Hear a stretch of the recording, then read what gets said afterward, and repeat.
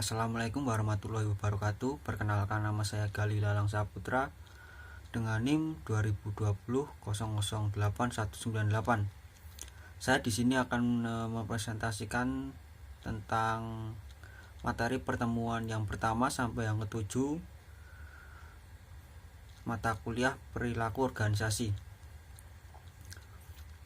Yang pertama, organisasional behavior adalah sebuah organisasi atau perusahaan menjadi tempat penting bagi usaha dalam berkarya dan memenuhi kebutuhan seseorang yang mendedikasikan dirinya di dalam sebuah organisasi atau perusahaan. Melalui organisasi, seseorang dapat memperoleh imbalan berupa materi maupun non-materi untuk memenuhi kebutuhan hidup sampai batas dari organisasi tersebut. Organisasi atau perusahaan menjadi lingkungan di mana manusia berinteraksi pada setiap aspek yang disebut sebagai organisational behavior. Organisational behavior adalah suatu disiplin ilmu yang mempelajari bagaimana seharusnya perilaku tingkat individu, tingkat kelompok, serta dampak terhadap kinerja sebuah organisasi, baik kinerja individual atau kelompok. Selanjutnya, diversity in organization adalah keragaman atau perbedaan di dalam suatu organisasi, dan ini biasanya meliputi perbedaan dalam hal usia, agama, ras, fisik, dan gender. Keragaman dalam organisasi merupakan suatu hal yang sangat penting saat ini. Dengan keanekaragaman, maka setiap organisasi dapat memperoleh berbagai pandangan, kemampuan, dan berbagai hal untuk mengatasi permasalahan organisasi dan perusahaan, serta dapat juga meningkatkan efektivitas perusahaan. Selanjutnya, attitude and job satisfaction. Attitude dapat diartikan sebagai suatu sikap yang mengatur tingkah laku manusia dalam berinteraksi dan berkomunikasi dengan sesama manusia. Seringkali kita menganggapnya sebagai suatu norma atau kesopanan. Tapi sebenarnya kesopanan adalah bagian dari attitude. Karena orang yang sopan belum tentu mempunyai attitude yang baik. Namun dengan attitude yang baik tentu akan berperilaku sopan. Attitude terbentuk tidak hanya dari dalam diri, tetapi juga terbentuk melalui luar diri seperti dari lingkungan, teman, acara di televisi, media sosial, dan lain sebagainya. Dengan apa yang kita temui setiap hari, terkadang secara tidak sadar akan kita ikuti dan menjadi suatu kebiasaan atau behavior. Jenis-jenis sikap. A. Job satisfaction merupakan perasaan positif tentang sebuah pekerjaan yang dihasilkan dari evaluasi. Karakteristiknya, seseorang yang memiliki tingkat kepuasan kerja yang tinggi akan memiliki perasaan positif terhadap pekerjaannya, sedangkan orang yang memiliki tingkat kepuasan kerja yang rendah akan memiliki perasaan yang negatif. Job involvement merupakan tingkat sejauh mana seseorang mengidentifikasi sebuah pekerjaan, secara aktif berpartisipasi di dalamnya, dan mempertimbangkan pentingnya kinerja bagi citra dirinya. Konsep lain yang berhubungan adalah psikologikal dan empowerment, yakni kepercayaan karyawan dalam tingkat mana mereka mempengaruhi lingkungan kerja, kompetisi mereka, makna dari pekerjaan, dan kewenangan yang dicapai dalam pekerjaan mereka. Selanjutnya, organisasional komitmen.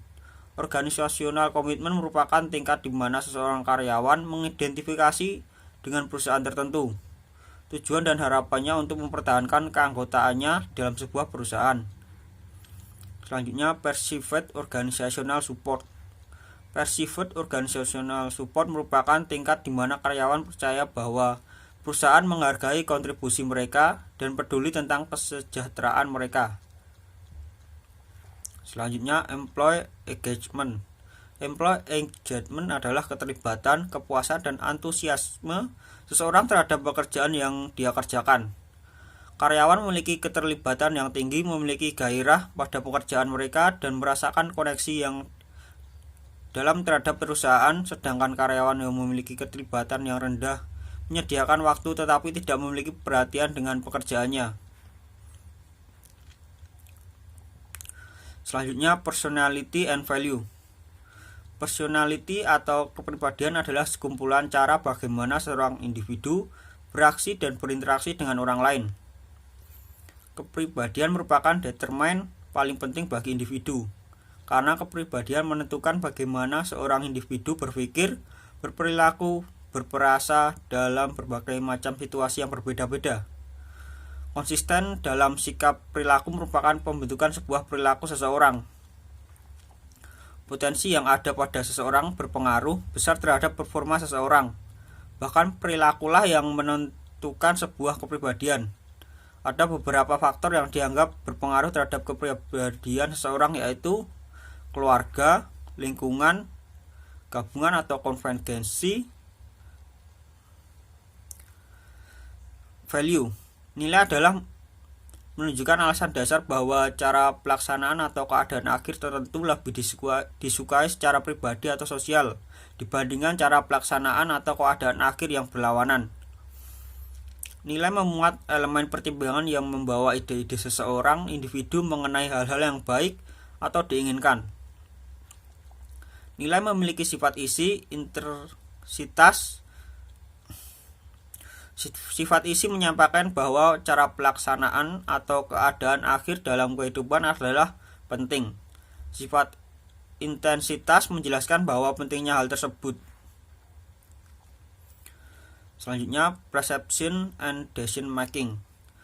Perception merupakan proses yang terjadi di dalam diri individu yang dimulai dengan diterimanya rangsangan sampai rangsang disadari dan dimengerti oleh individu, sehingga individu dapat mengenali dirinya sendiri dan keadaan di sekitarnya. Faktor-faktor yang mempengaruhi persepsi. Yang pertama, faktor fungsional, dihasilkan dari kebutuhan, kegembiraan, pelayanan dan pengalaman masa lalu seorang individu. Yang kedua, faktor struktural, berarti bahwa faktor-faktor timbul atau dihasilkan dari sistem syaraf individu. Yang ketiga, faktor situasional, banyak berkaitan dengan bahasa nonverbal. Yang keempat, faktor personal, terdiri atas pengalaman, motivasi, dan kepribadian. Teori atribusi, sebuah usaha untuk menjelaskan apakah perilaku individu disebabkan oleh faktor eksternal atau faktor internal.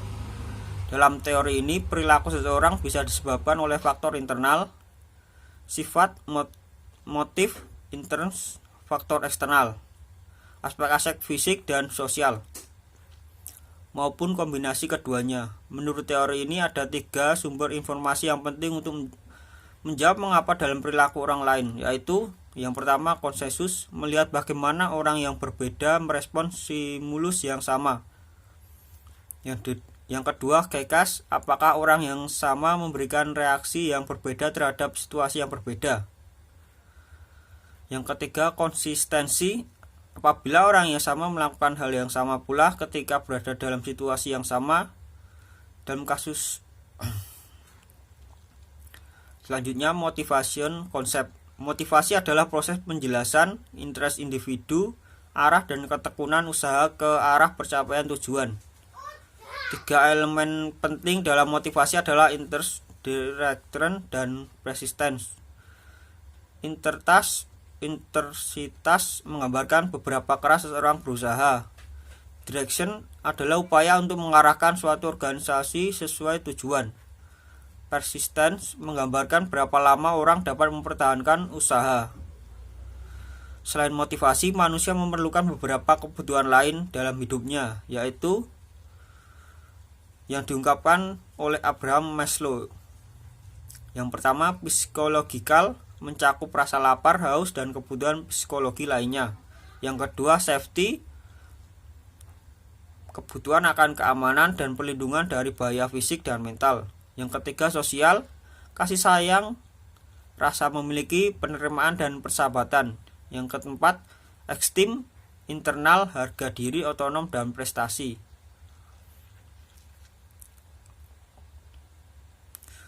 Yang kelima, self-actualization, tentang apa yang kita mampu lakukan atau bertumbuh mencapai potensi kita dan pemenuhan diri. Maslow kemudian membagi teori-teori tersebut menjadi yang pertama high order needs, yaitu dapat dipenuhi secara manual, social, esteem, dan self-actualization. Yang kedua, low order need, yaitu dapat dipenuhi melalui hal-hal tertentu, jabatan membayar pajak, kontrak kerja, mencakup psikologikal dan safety. Teori X dan Y. Teori X, manajer percaya bahwa karyawan tidak menyukai pekerjaannya, dan karena itu mereka harus diarahkan atau bahkan dipaksa untuk melakukannya. Teori Y, manajer menganggap bahwa karyawan dapat melihat pekerjaan sebagai suatu alami seperti beristirahat atau bermain, dan oleh karena itu mereka dapat belajar menerima bahwa mencari tanggung jawab dari pekerjaan tersebut.